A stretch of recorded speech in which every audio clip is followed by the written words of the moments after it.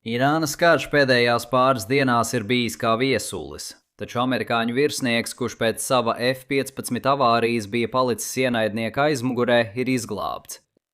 Un mums glābšanas operācijas detaļas ir pilnas intrigu, tajās iesaistīta smalka stratēģiska viltība. Apšaude starp ASV bruņotajiem spēkiem un IRGC, vēl pāris ASV lidaparātu zaudējums un pirmie amerikāņu karavīri uz vietas. Tātad šodien mums jāaplūko situācija no dažādiem skatu punktiem. Acīm redzot, līdz šim zināmās detaļas par glābšanas operāciju būs mūsu pirmā prioritāte, gan tāpēc, ka tur notika daudz kas, gan arī tāpēc, ka tas ir būtiski interesanti. Pēc tam mēs pievērsīsimies arī citiem jautājumiem, tostarp atkārtoti izvērtēsim ASV lidojumu drošību virs Irānas. Dažas no mazāk ierastajām stratēģiskajām iespējām, kas ir Amerikas Savienotajām valstīm un Irānai. Nākamreiz, kad tas notiks, un misiju dzīvotspēja, kurās iesaistīti karavīri uz vietas. Bet sāksim ar glābšanas operāciju.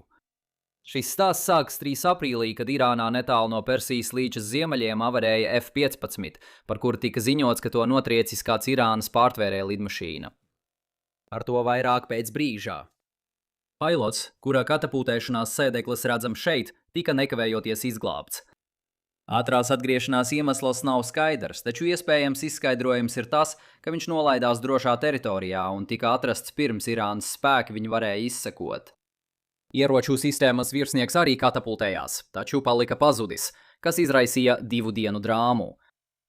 Ļaujiet man tagad izklāstīt, ko liecina sākotnējie ziņojumi, ar draudzīgu atgādinājumu, ka jaunāka informācija var mainīt dažas no šīm detaļām. Ak, un vēl arī atruna, ka Irāna apgalvo, ka nekas no tā nav noticis, un visa glābšanas operācija bija katastrofa. Bet Irāna saka daudz ko tādu, ko neatkarīgie mediji nevar pārbaudīt.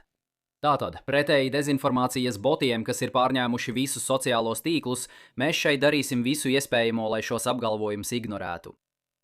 Labi, uzreiz pēc nosēšanās virsnieks aktivizēja savu kaujas izdzīvošanas un izvairīšanās lokatoru, saīsinājumā CCL.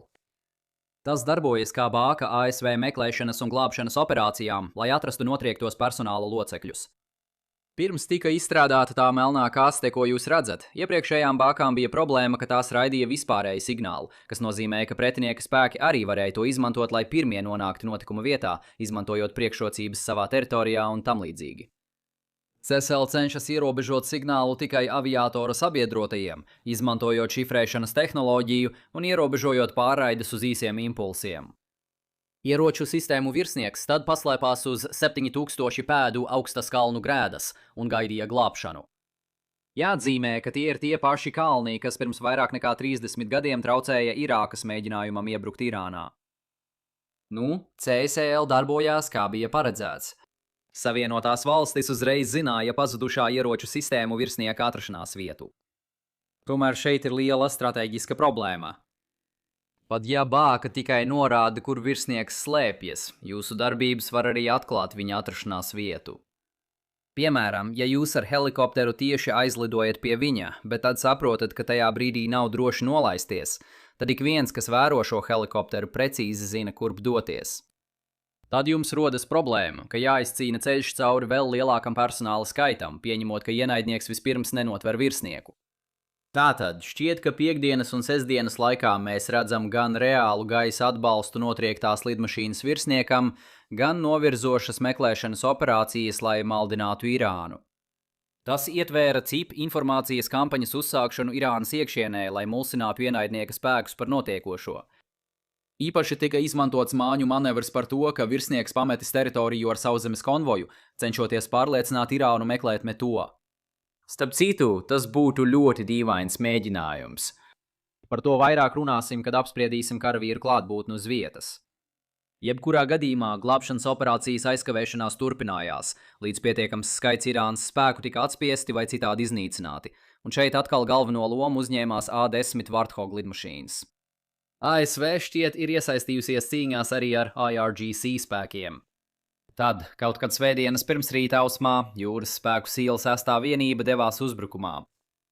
Šeit detaļas ir neskaidrākas, taču komando izmantoja helikopteru un lidmašīnu kombināciju, lai sasniegtu teritoriju, nolaistos, uzturētu apšaudi, lai atturētu Irānas spēkus, paņemtu ieroču sistēmas virsnieku un pamestu notikumu vietu. Viens no interesantākajiem misijas aspektiem ir tas, ka pāris C-130 lidmašīnas nevarēja pacelties, mēģinot izlidot no Irānas. Tas nozīmē, ka Savienotās valstis operācijas vajadzībām bija izveidojušas de facto lidlauku Irānas teritorijā. Vēl 3 lidmašīnām bija jāierodas kā rezerves variantam, kas lika uzspridzināt iestrēgušās C-130, lai tās vienkārši neatdotu Irānai. Operācijas laikā Savienoto valstu karavīri necietā. Un tas arī būtībā viss par pašu glābšanas operāciju.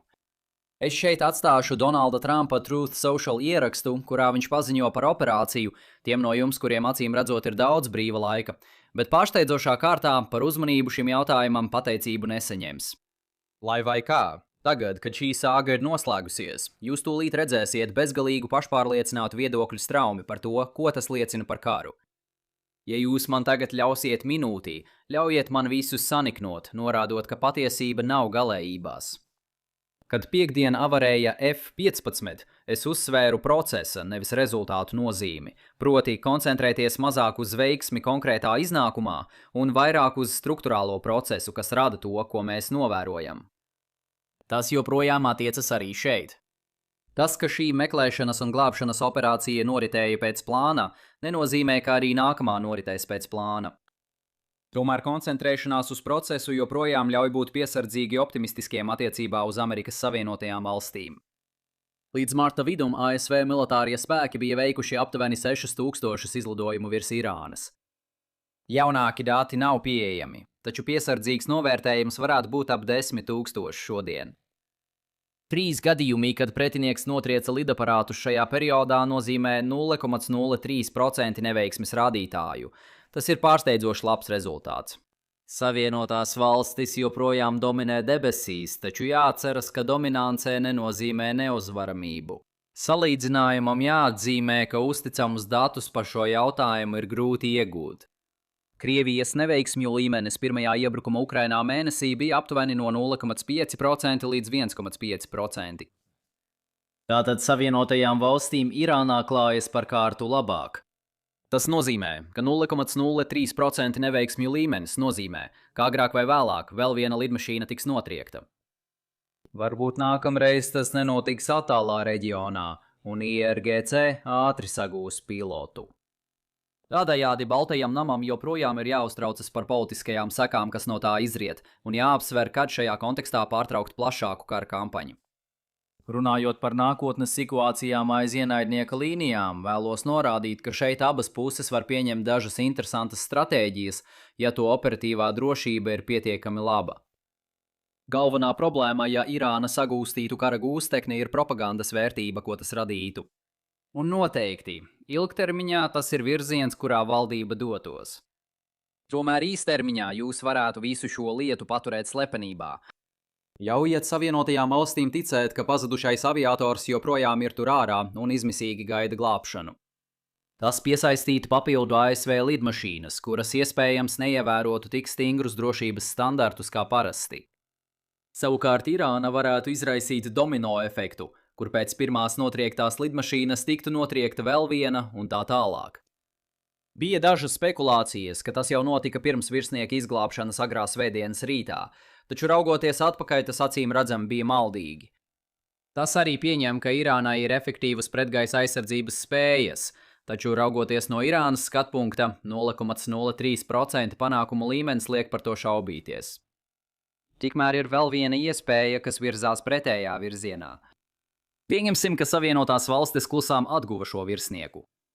Ņemot vērā, cik noplūdes ir Baltajā namā, praksē to varētu būt grūti īstenot, bet apskatīsim šo ideju uz brīdi. Tad tas arī izvilina Irānas spēkus atklātā vietā, jo viņi cenšas būt pirmie, kas atrod tagad vairs neatrodamo aviatoru. Centrālā izlūkošanas pārvalde šķiet mēģināja kaut ko līdzīgu, nododot Irānai nepatiesu informāciju, bet varētu iedomāties mēģināt to īstenot daudz lielākā mērogā. Visbeidzot, parunāsim par to, ka uz vietas tiešām bija karavīri. Šis vispārīgais jautājums pēdējo pāris nedēļu laikā ir piesaistījis ļoti lielu un interesantu mediju uzmanību, manuprāt, mediju nezināšanas dēļ šajā tēmā. Taču veiksmīgā evakuācijas operācija pavērs durvis jaunai diskusiju kārtai šeit. Mēģināsim tam pieiet laikus. Jūs varat iedomāties argumentu, kas izklausās apmēram šādi. Savienotās valstis tikko radīja precedentu karaspēka izvietošanai uz vietas. Operācija noritēja gudi, un tāpēc Savienotajām valstīm būs kārdinājums to atkārtot. Varbūt pārņemt Kargas salu un sagrābt tur esošo naftu. Vai varbūt Baltais nams kļūs drosmīgāks un mēģinās virzīties uz Irānas piekrasti kontinentā. 2 punkti. Viens vispārīgs un viens attiecas tieši uz Kargas salu. Vispārīgi runājot, šī operācija bija veiksmīga tāpēc, ka tā tika veikta zibenīgi ātri. Ir daudz vieglāk izvietot karaspēku, ja viņi neusturas pietiekami ilgi, lai Irāna uzzinātu, kur viņi atrodas, un palaistu šahēdronus viņu virzienā. Ik viens, kurš jums saka, ka tas paver durvis sauszemes iebrukumam Teherānas nomalē, nesaprot ne valsts ģeogrāfiju, ne loģistiku, kas būtu nepieciešama, ne arī pamata taktisko situāciju, ko tas radītu. Pentagons šķiet to saprot, jo tas ir ļoti elementāra lieta, tāpēc reģionā izvietoto sauszemes spēku skaits joprojām ir ļoti mazs. Tas ir arī vienīgais militārais aspekts, pret kuru Trumps pats šķiet pilnīgi alerģisks, tāpēc, ja kaut kas tāds notiktu, tas būtu milzīgs politikas maiņas solis. Attiecībā uz Kargu konkrēti nav iespējams iegūt naftu. Nafta tur nonāk pa caurujvadiem, kurus Irāna vienkārši slēgtu. Nemaz nerunājot par to, ka nav iespējams tur nogādāt tankuģi, lai iekrautu naftu. Nemaz nerunājot par to, ka ASV spēki būtu viegls mērķis šahadiem. Nemaz nerunājot par to, ka nekas no tā nav nepieciešams. Draudzīgs atgādinājums, ka ASV karavīri Kargas salā varētu vienkārši atslēgt naftas infrastruktūru, radot būtiskas problēmas Irānas valdībai. Bet viņiem nav nepieciešams tur palikt. Viņi var sabotēt un aiziet. Tāpēc tas joprojām ir drauds, kas jāņem vērā, pat ja tas neizbēgami radītu vēl vienu būtisku naftas cenu kāpumu. Tātad, kādi ir mūsu galvenie secinājumi šodienai? ASV speciālie spēki joprojām ir labākie pasaulē. Gaisa kampaņa turpināsies ar tādu pašu piesardzības līmeni, jo uz speciālo spēku glābšanas operācijām nevar paļauties kā uz kruķi. Abas puses varētu izmantot radošas taktikas nākamreiz, kad pilots katapultējas aiz ienaidnieka līnijām. Un šis nav pierādījums tam, ka sauszemes spēku iesaistīšana būs bez problēmām, kā daži noteikti apgalvos. Smieklīgi gan, vadītāji var apgalvot daudz ko, bet tas nenozīmē, ka tas ir patiesība. Un ja tu jebkad esi domājis, es gribu 50 minūšu traktātu par to, kāpēc mums nevajadzētu klausīties, ko saka vadītāji, Lines on Maps ekstra. Vakar tieši tev bija šāds video. Bet vēl interesantāk ir tas, ka es arī apskatīju apstākļus, kuros vadītāji var ticami nodot informāciju. Jā, tādi pārsteigumi ir jautri. Un, ja jums patika šodienas video, lūdzu nospiediet patīk, dalieties un abonējiet. Un tiekamies nākamreiz. Saudzējiet sevi!